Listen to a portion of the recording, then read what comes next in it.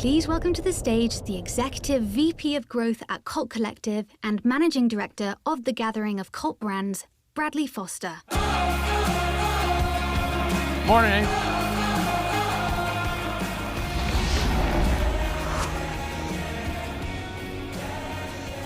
That's a really big title. Morning, everybody. How we all doing? Pretty amazing day so far, yesterday and today, hey? How was last night? Everyone's feeling okay? So just setting things up to introduce our morning keynote speaker. Recently I had a conversation with a new friend of mine named Nadine Dietz over at Adweek. And we were talking about the gathering, and she was telling me about how much she really loved what the basic premise of the platform was and the conversations that we were facilitating. But she said to me, one of the things that I'm really curious about, Brad, is I've been having these kinds of conversations myself with CMOs for the last couple of years. But it really seems like nobody's listening. What do you think that's about? And so I said, hey, it's probably a bunch of stuff, but mostly I think it's because change is just really hard. And from my perspective, I'm not saying that just sort of standing on the sidelines saying, hey, it's hard to change. I've personally, like a lot of you, been through some pretty significant changes. I've been at the forefront of some pretty significant changes. And so when I say that, I don't say it lightly. I'm saying it with empathy because, some of the decisions and responsibilities that the people that are making decisions for these brands, it's a very serious position to be in. And so in regards to sort of setting the stage for that is that, who here drank too much in college? Yeah, me too. And when I say that, I mean it literally, I went to this party once in June of 1994, and it was so amazing that I didn't leave until August of 2003. That's a long time, right, to be partying. Anyway, so the whole point is that for nearly a decade, it was pretty clear to a lot of people around me that what the source of my poor decision making was, but I was totally oblivious.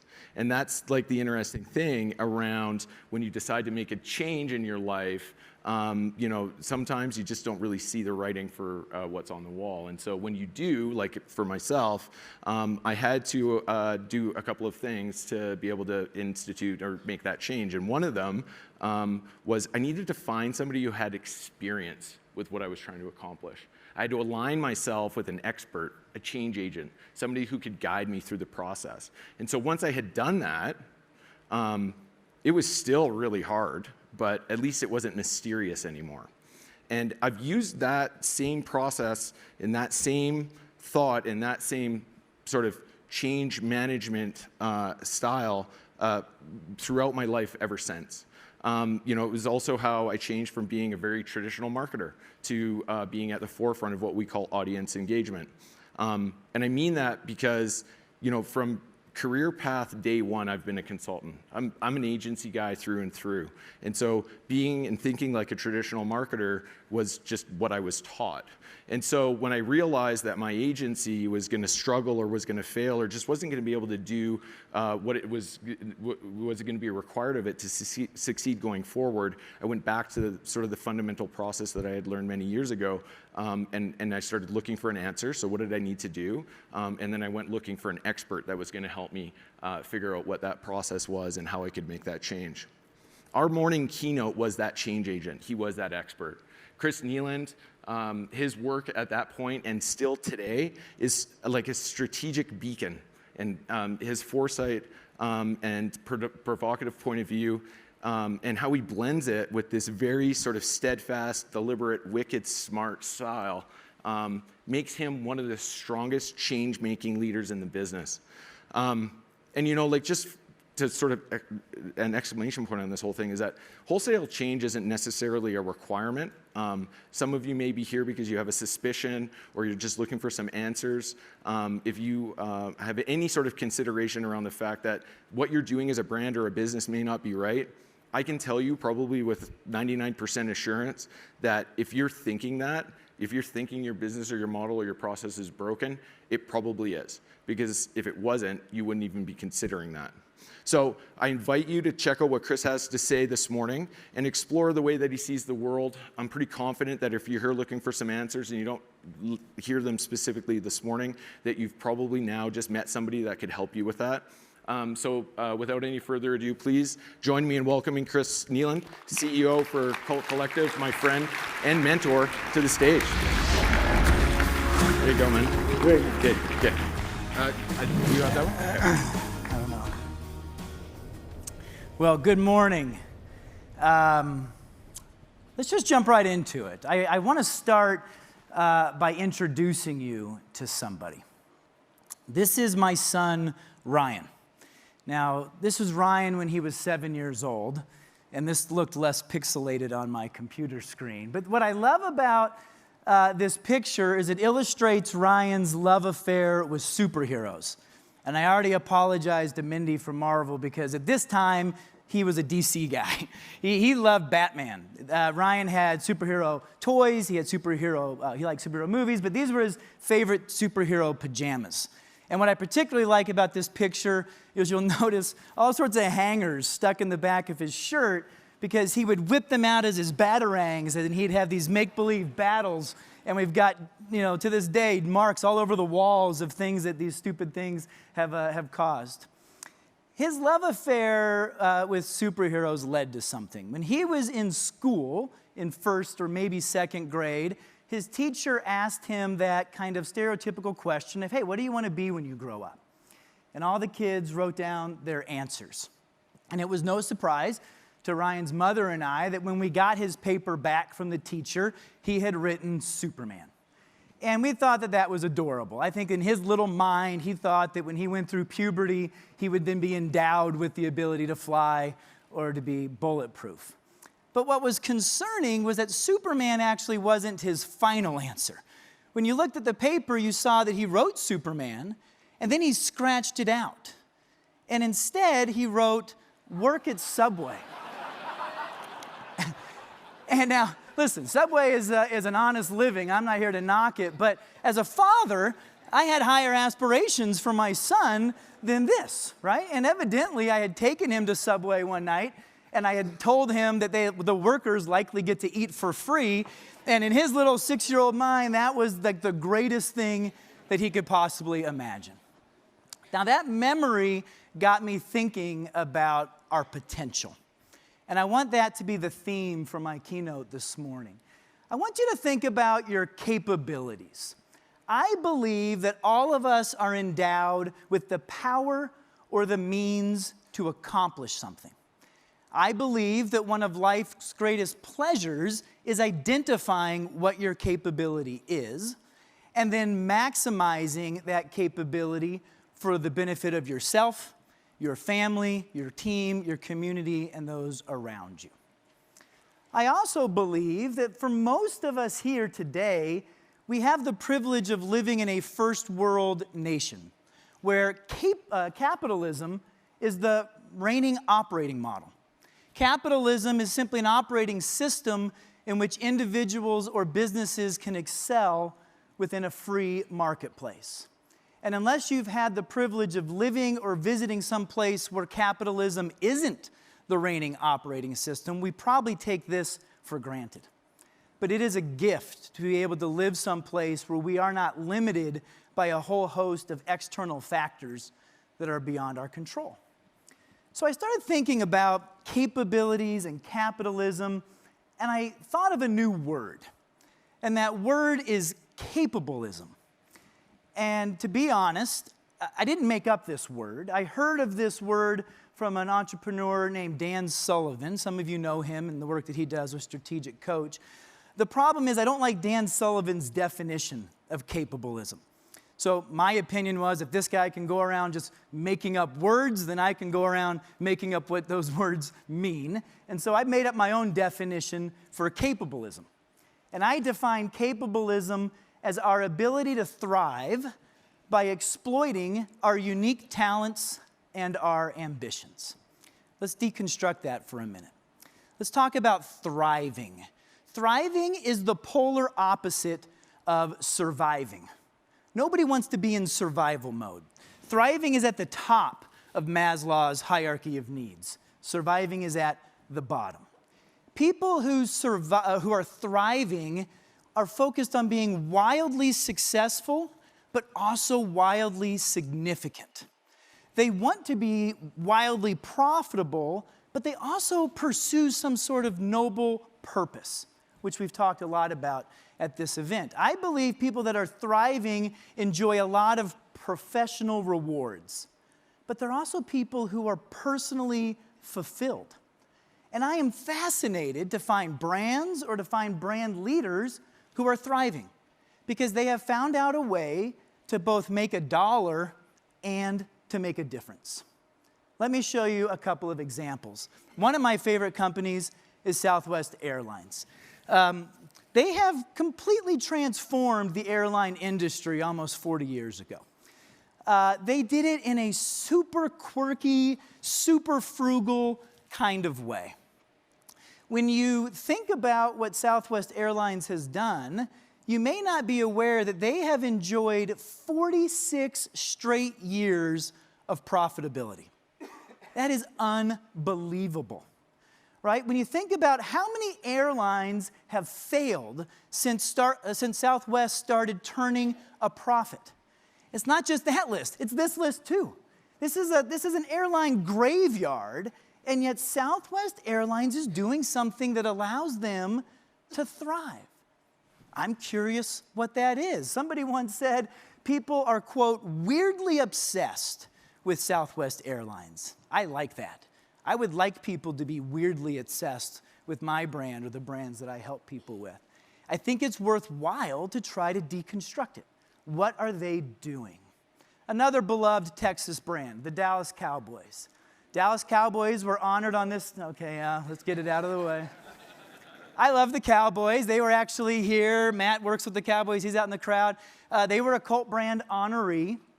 But if we really want to get real with each other, there is no rational reason why the Dallas Cowboys should be the highest grossing professional franchise in the world now and the 12 consecutive years of leading all NFL franchises in profitability.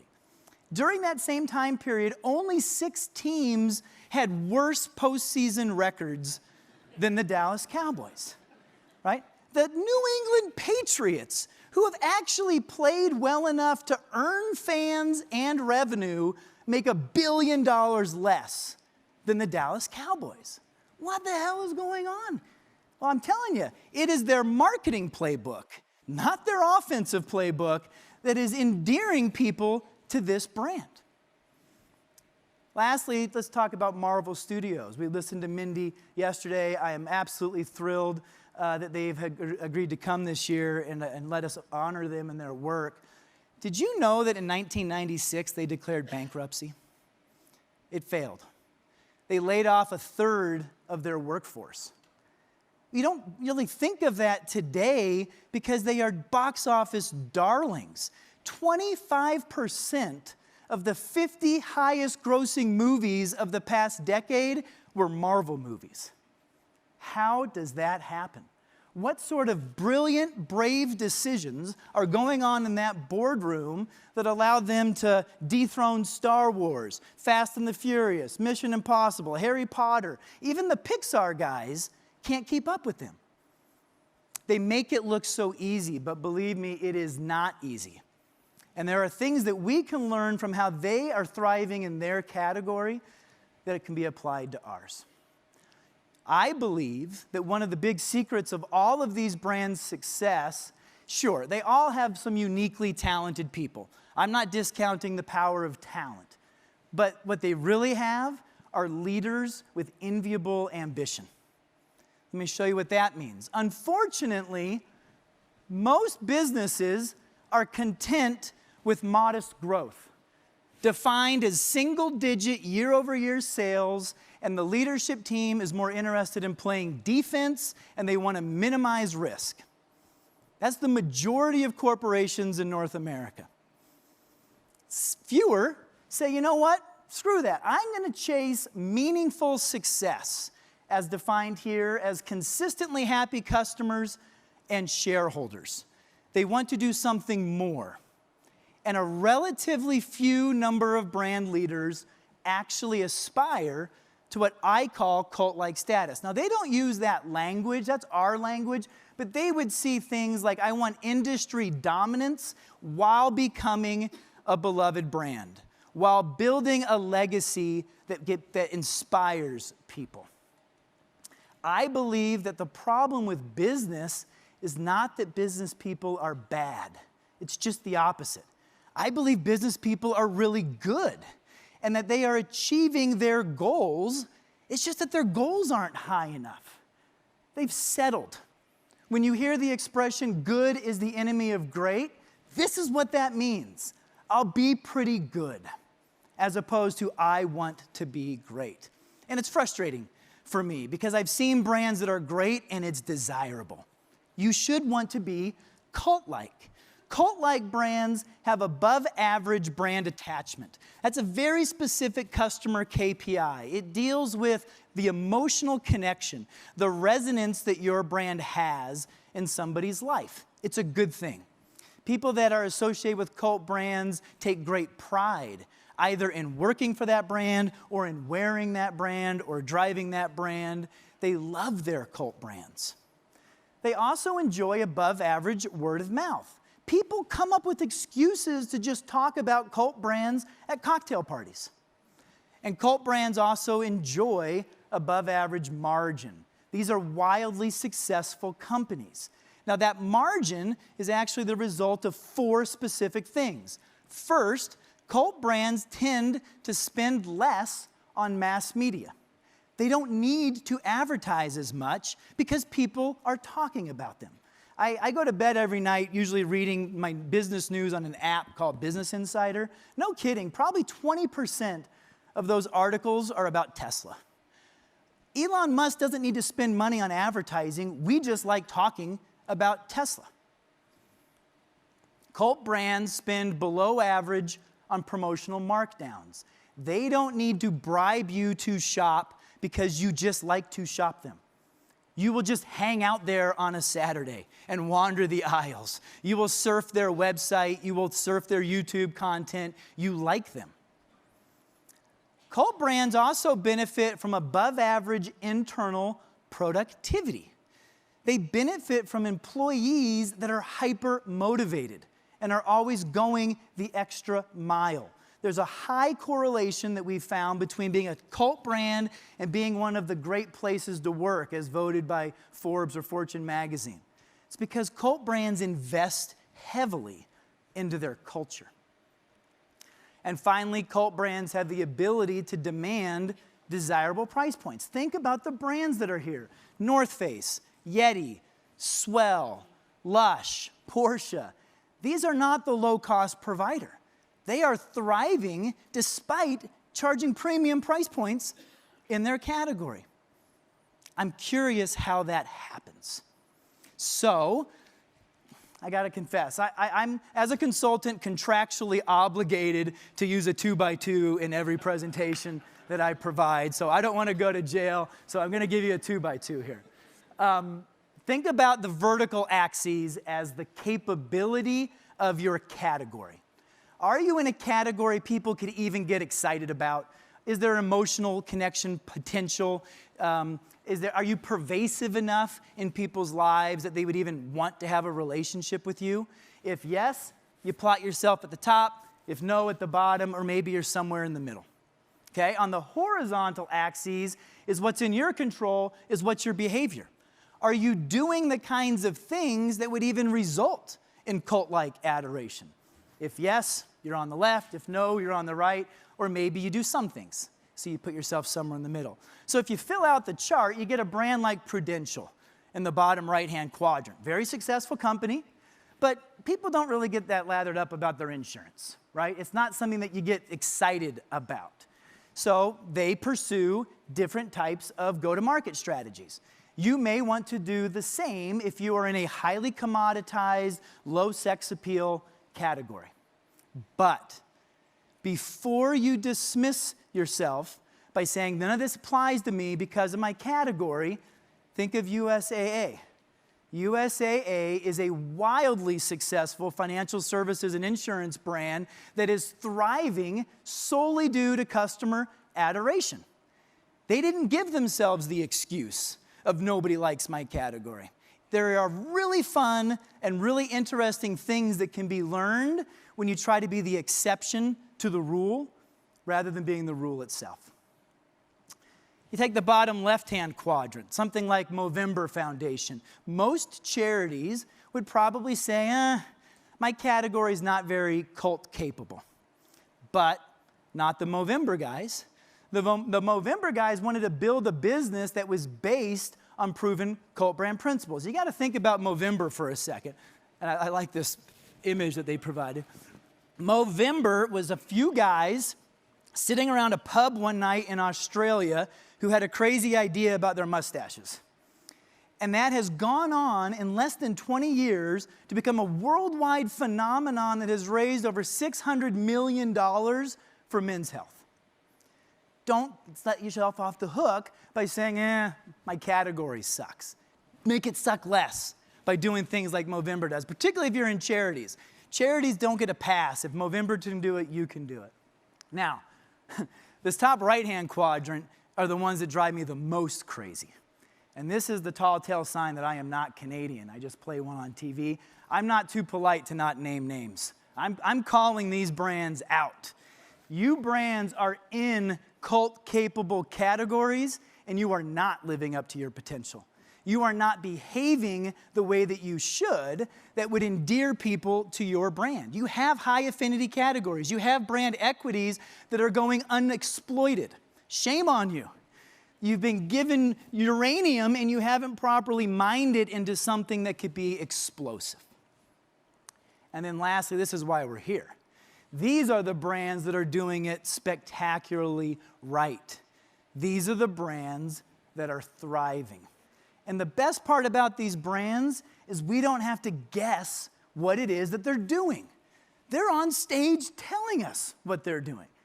All we have to do is have the courage to follow their example. I'm going to give you some tips. I'm doing this as a gift because it has come to my attention lately that people love tips. When you look at my email inbox, I get 5 tips to improve my B2B marketing, 13 tips to make me a better Instagram marketer, 40 tips to improve my email marketing, 500. Like the more tips you throw my way, the happier I'm supposed to be. This is my favorite one. 101 ways to lose weight, get more money, and have better sex. And as if that wasn't enough, plus 40 other ways to look younger, firm your butt, have better relationships, live longer, enjoy life, and just feel better about everything. I wish that I could promise you that, but I can't. Nevertheless, I do hope that some of these tips will be worthwhile. I call my tips 7 tips to maximize your capabilism. I'll go quick. Tip number 1, reclaim the noble role of marketing. Most of you are not tasking your marketing departments to do the one thing they should be able to do better than anything else, which is to maximize profits. Most of the marketing teams I see, I have dubbed markdowning teams. Their job is the administration of promotional campaigns. That is the opposite of what they really should be craftsmen at. Ask yourself, what are we failing at that causes us to have to advertise and discount so much? Those are not required business activities. Those are necessary evils because your merchants are buying stuff that people don't want, or your store or your website is less than ideal, or you lack any sort of meaningful competitive differentiation, or you simply are not giving customers a reason to talk about you. That is what the marketing team should be myopically focused on, are solving those types of questions. And a symptom that you're doing it right is you're spending less every year on margin-eroding discounts and mass advertising. Marketing currently, unfortunately, in its devolved state, is about creating ads. In my dream state, it's about creating advocates. It's a different skill set. Marketing is very communications-centric. It should be about developing value propositions that your customers find irresistible. Marketing is all about promote, promote, promote. The best marketing actually generates income, is not a cost center. And marketing is very external focused, when in reality it should be internal focused first, external second, and I'm going to talk about that point more in a minute. Tip number 2, vaccinate your organization against short-termitis. Way too many brand leaders excuse bad behavior by blaming it on their shareholders. Right? How many of you have knowingly instituted a campaign that you knew was going to erode brand equity, damage a customer relationship, weaken staff morale, but you did it because of some weekly or monthly or quarterly financial report? Enough is enough. We've got to stand up to that. There are lots of examples, Amazon being chief among them, that dictate to Wall Street the rules of engagement. Here is how we are going to interact with you. If you have an organization that is suffering from short-termitis, it is not an easy fix. It likely requires your organization check itself into intensive care. But it is possible. Consider this. The Harvard Business Review, who talks a lot about short-termitis, did some research. They said in this era that's focused on shareholder value, the outperforming companies are those going against the grain. They put employees first, customers second, and shareholders last. This is not BuzzFeed. This is the Harvard freaking Business Review. They know what they're talking about, and we need to build a business case that can transform the paradigms that are governing your organization. I read another article that I loved that equated being a CEO to being a football coach. And they said being a football coach is placating investors is like being a football coach who decides what plays to run based on what the fans are telling him to do. Whereas the best football coaches, first, understand the strengths of their team. Second, understand the weaknesses of the opponent. And third, are myopically focused on the game that is at hand. Your shareholders and their fans love them by winning. That's your metric, is are you winning? And you should never allow the shareholders to determine if you're going to punt or go for it on 4th down. Kick them out of the room where those kinds of decisions are being made.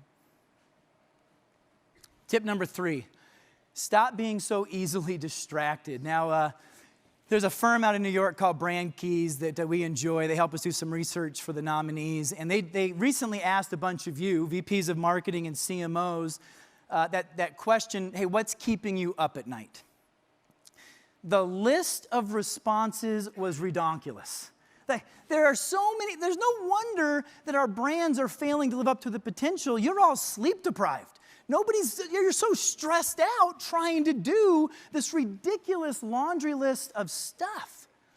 The best that you could hope for if you attempted to do this is that you would be dabbling in everything, but that's not our goal. Our goal is to dominate. And in order to dominate, we have to focus. We've got to if your boss comes in and says, we need to get onto Snapchat because my daughter says that's the most popular social media platform, that's a distraction. Worse, if your board member comes in and says, I went to a trade show last week and did a VR display and we got to do something with VR, that's a distraction. Those are not reasons to do those things. You are the steward of your resources. Do not dilute them in the frivolous pursuit of a whole host of mediocre things.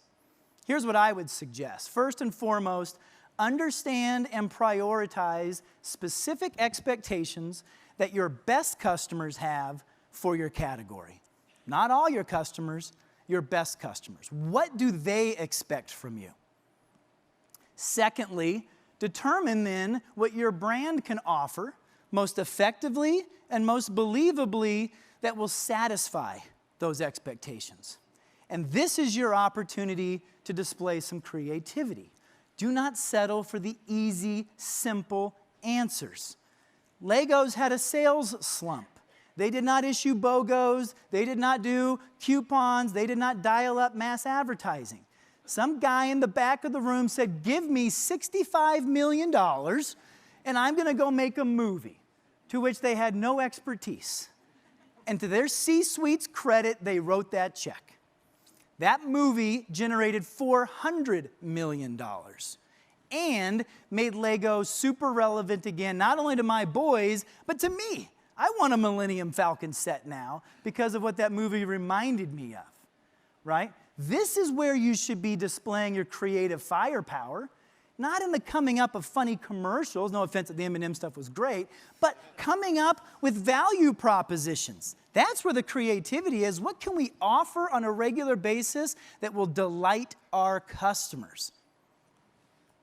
Third, reallocate resources away from suboptimal activities so that you can dominate in a few ways that competitors can't or won't immediately emulate. The best you can hope for is a 2-year head start. The more successful it is, the faster they'll come for you.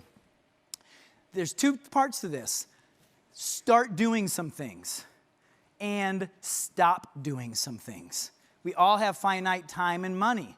We have to be able to pick our battles. We have to be able to choose the things that we can uniquely win at. Tip number 4, convert employees into evangelists. Customers will never love your brand as much as employees do. One of my biggest joys of being able to go around and evaluate cult brands is learning how CEOs and CMOs spend inordinate amount of time on culture and on indoctrinating the staff, on making sure everybody is aware of the mission and the purpose and the values. That's the leadership team's job description in cult brands. Now, unfortunately, most of that gets punted to HR. And HR's they don't have the resources and they don't have the training. They're good at their jobs, but their job's about risk mitigation and union negotiation and benefits administration and performance reviews. So they're talented, but HR is actually becoming a little bit more like the legal department, right? And then you get the marketing guys. The marketing guys and gals have the dollars. They have the talent. They are the audience engagement experts, but they're focused externally. They're building media plans and creating digital tools and telling brand stories, and they're focused on the creative and the design. So the employees are orphaned. Nobody's focusing on them. Only the most enlightened organizations have heads of people and heads of culture that have a seat on the C-suite because they've realized that that's a sustainable competitive advantage. Tip number 5, make it easy to buy and to buy in. Now, I personally love the metaphor, the concept of cult brands. I was first exposed to it when I read Douglas's book. It literally changed my life. I believed that it was truth, and I wanted to be a part of making that new reality come to pass. Other people are a little bit less comfortable with that metaphor of the culting of brands, but there is power in that analogy.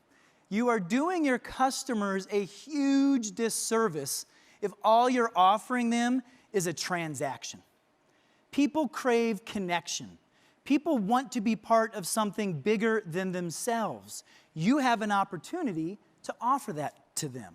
At least in North America, there is a fascinating trend that has been dubbed the demise of organized religion.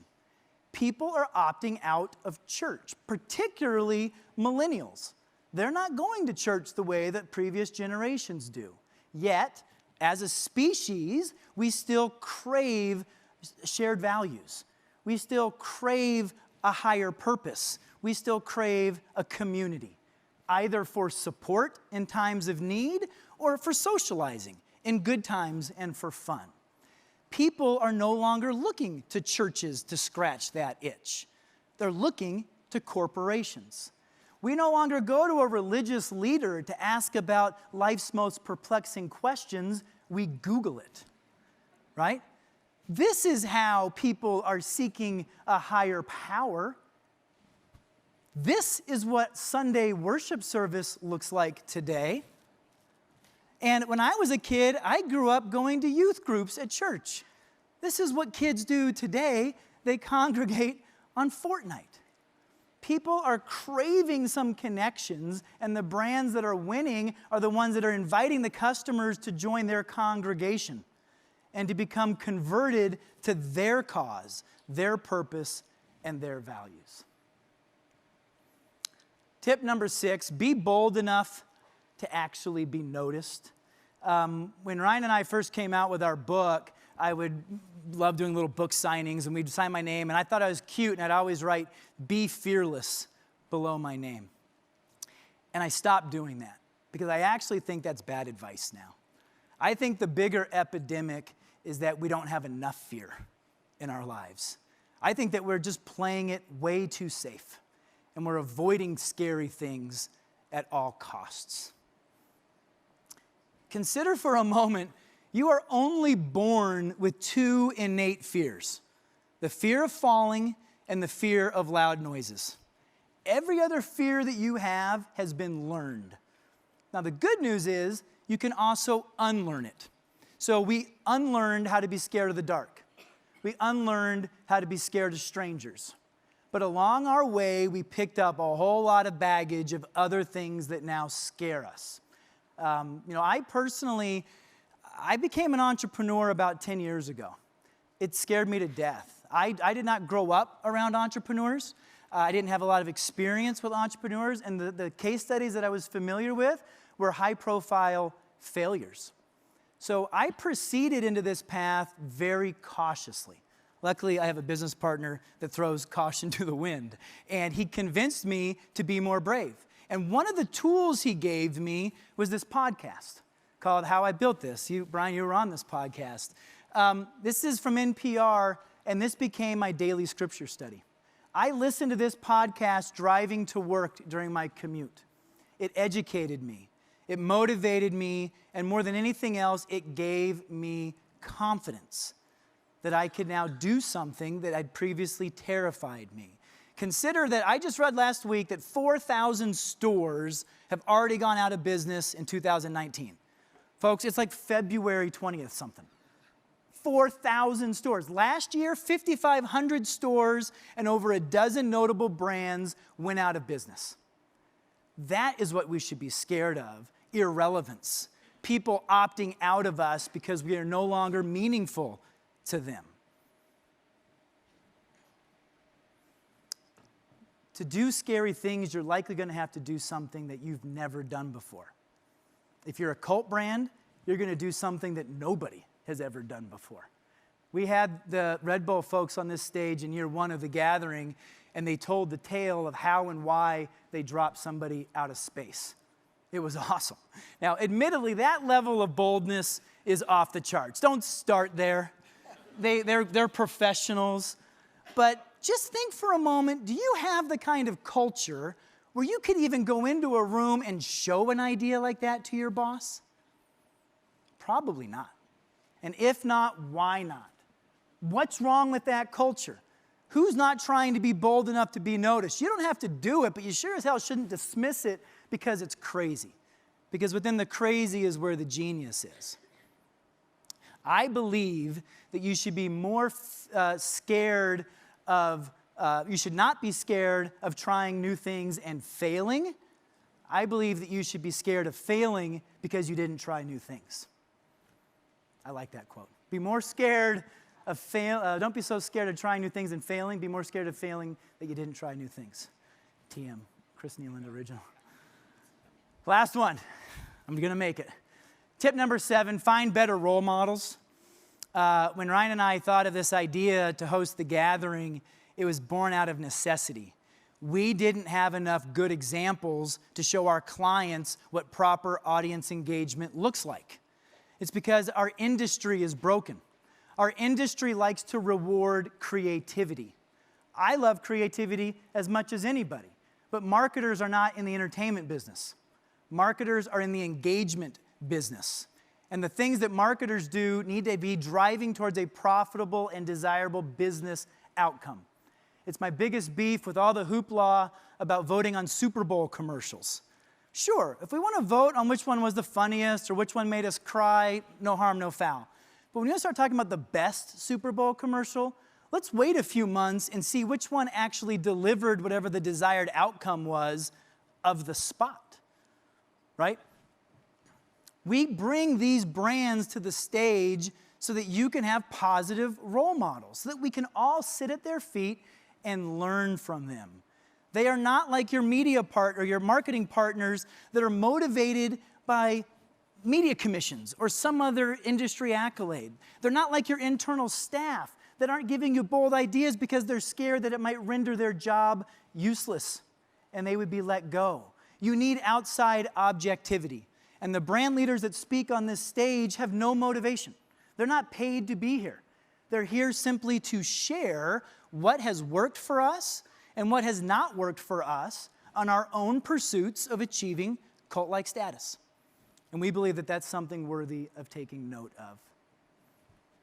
This is my point, ladies and gentlemen. If we are not careful, we will become far less than we are capable of being. I sincerely hope that something happens in these 3 days that causes you to stop and to reflect and to say, I can do better. I need to do better. I can do better in my career, or I can do better with my company to live up to the capabilism that is inside you. Thank you very much.